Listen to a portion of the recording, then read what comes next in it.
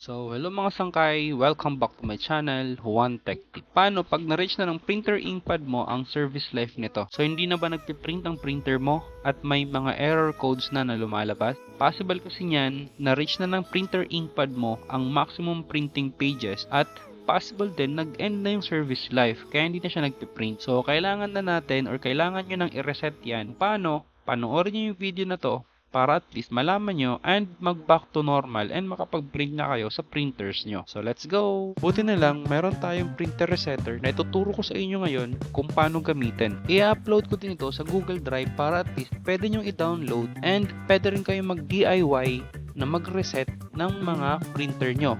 Hindi nyo na kailangan magpa-service. Pero bago tayo magsimula mga sangkay, kung bago ka pa lang sa channel na ito, huwag mong kakalimutang mag-subscribe at i-like na rin yung video na to if ever na magustuhan mo. And sa future, maging updated ka sa mga tech tips na i-upload natin. Maraming salamat mga sangkay, simulan na natin. Let's go!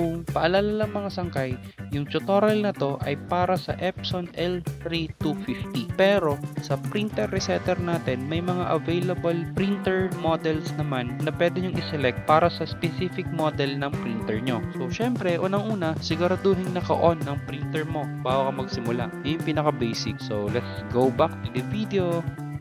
So una, i-download mo lang Epson L32 Reset software. Ito yung resetter na gagamitin natin para maging successful yung resetting natin sa printer. Siguraduhin lang mga sangkay na safe ang source ng software na ito kasi alam naman natin na ang dami nang naglilipan na ngayon ng mga softwares na fake and may mga virus. So yung i-share ko sa inyo na software, safe naman kahit papaano. So nasa inyo na kung paano nyo gagamitin.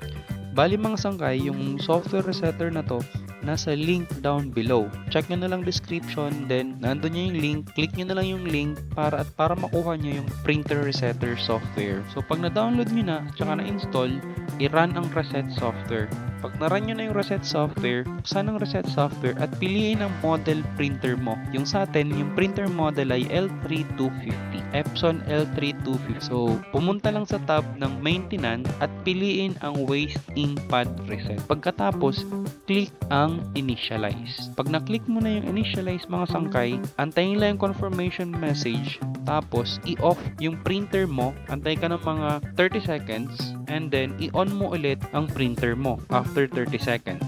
So, at ayan na mga sangkay. Pagka na-on mo na yung printer mo, reset na yan. Successful reset na yan yung printer mo. So, yung sa atin ngayon, successfully reset na yung Epson L3250 natin. So, ganun lang mga sangkay. Napaka-basic, diba? So, kung may tanong mga sangkay, huwag yung makakalimutan mag-comment down below regarding kung paano magiging successful yung resetting natin sa mga printer natin. So, ngayon nga mga sangkay, kung nagustuhan mo yung video na to, huwag mo kakalimutan mag-subscribe sa Juan Tech Tips. This is Juan Tech Tips because big knowledge comes from tips. And as always, when you are in doubt, always look for Juan Tech Tips. Thank you for watching mga sangkay. Goodbye!